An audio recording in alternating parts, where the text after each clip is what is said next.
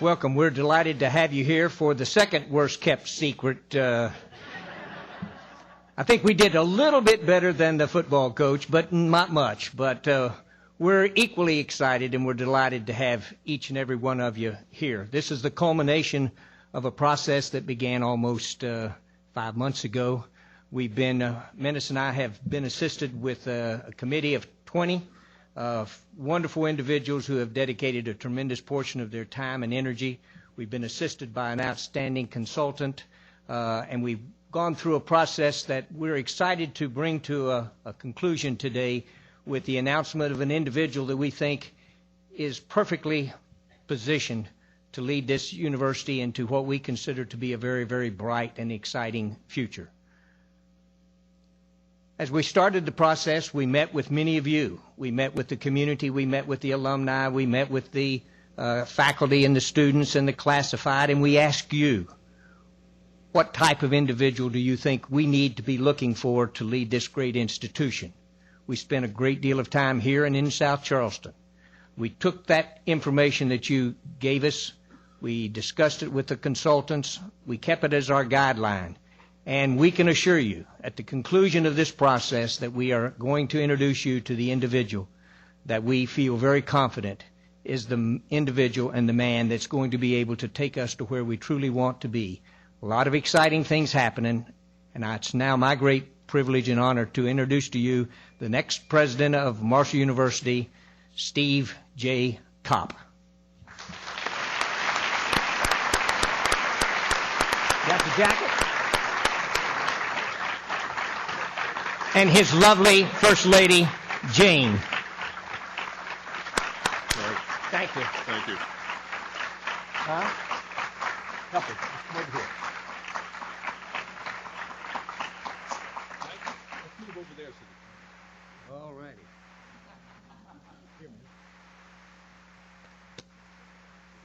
Here you go. Good.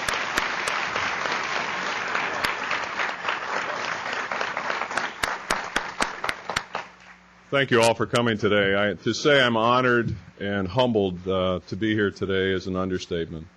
To be the next president of Marshall University is the highest honor and privilege. And I'd like to recognize Mike Farrell for his exceptional leadership during the interim period. He's done some wonderful things on the campus, and as I shared with Mike earlier this morning, his job isn't done. We're going to be working together on creating a smooth transition, but more importantly, Mike and I are going to be working together as colleagues, counselor, friend, and member of the Marshall University family for forever as far as I'm concerned. So, Mike, I look forward to working with you.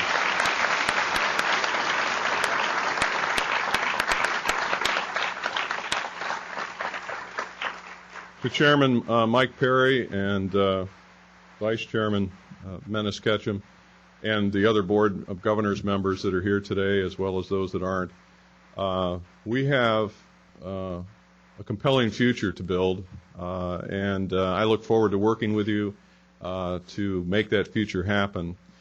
I gave some thought to some ideas that I'd like to share today that I think might help catalyze some of the things that I think are going to be important for the future.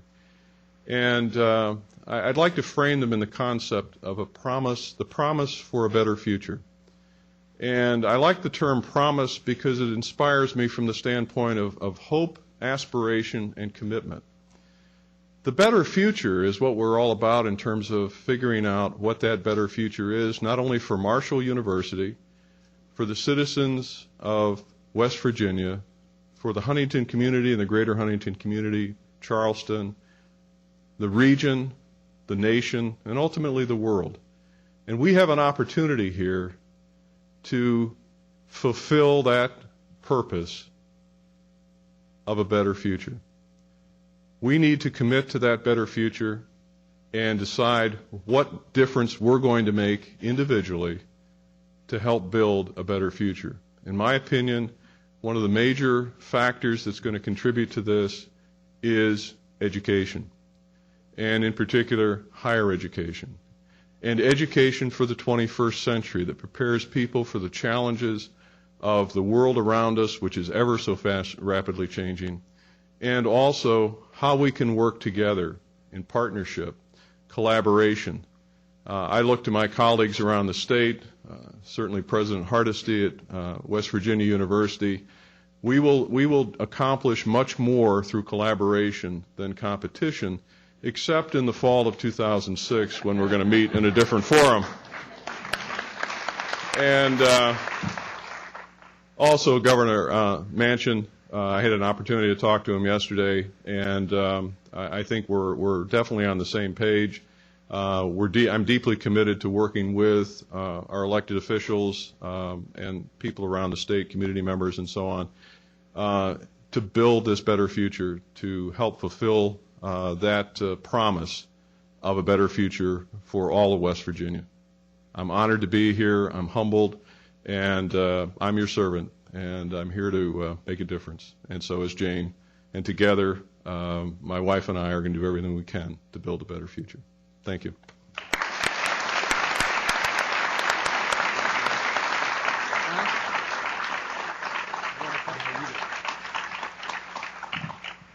We'll be brief, but we have a few presentations that we'd like to make, and we're going to do this again. This is primarily a media event, and we're going to have a welcoming reception, which will enable many of you to say some wonderful things. Menace and I need to say thank you to an awful lot of people on another occasion, but right now we need to wrap this one up. Oh, my gosh, that's beautiful. Come up here. Huh? Okay, don't drop it. I won't drop it. Henriella's threatened me within an inch of my life if I drop it. Thank you so Pretty much. Miss Jane. Thank you. Thank you. Welcome to our wonderful community.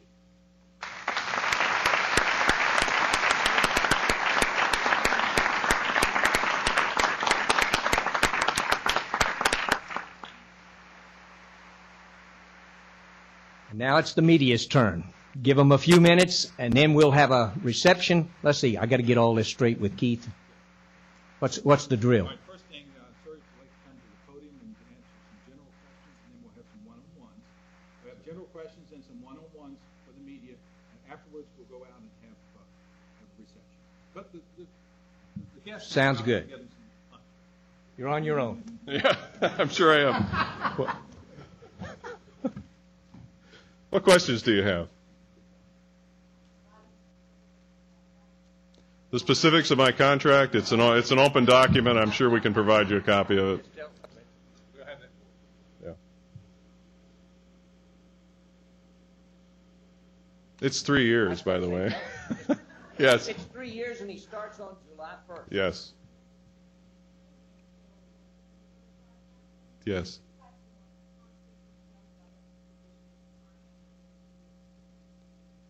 Well, the question is, could I provide more concrete examples about the vision for the future? And I left it intentionally vague for the purposes of inviting our campus communities, both around the state, our communities, our alumni, the greater Huntington community, the community of West Virginia, to be part of that process of shaping and defining that in more specific terms. My philosophy basically is this. We have tremendously dedicated people that are part of the Marshall University family. And these are people that have aspirations, dreams, ideas that get them energized. We need to tap into that repository of energy and draw it out and focus it on what's going to matter most for the future of Marshall University, the Huntington community, and the state of West Virginia and the region. And it would be pretentious of me to say that I know all that. I don't. And so I look forward to those conversations, those interactions, to listen, to kind of synthesize the ideas and to hear those ideas, because I think those are going to be very important.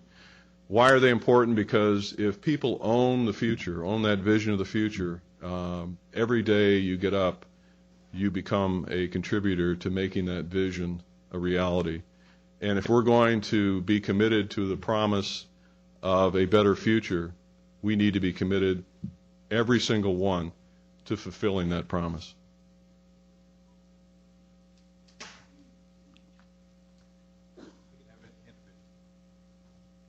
If we'd like, for the media, we will have individual interviews, and we can commence with that.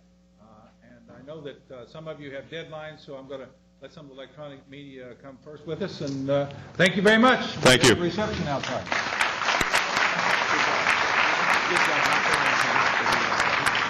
I'd like to do the NBC with the Marshall logo behind. That's great. Well done. Well done. Thank you. Thank you. Thank you. Well done for you. Gary?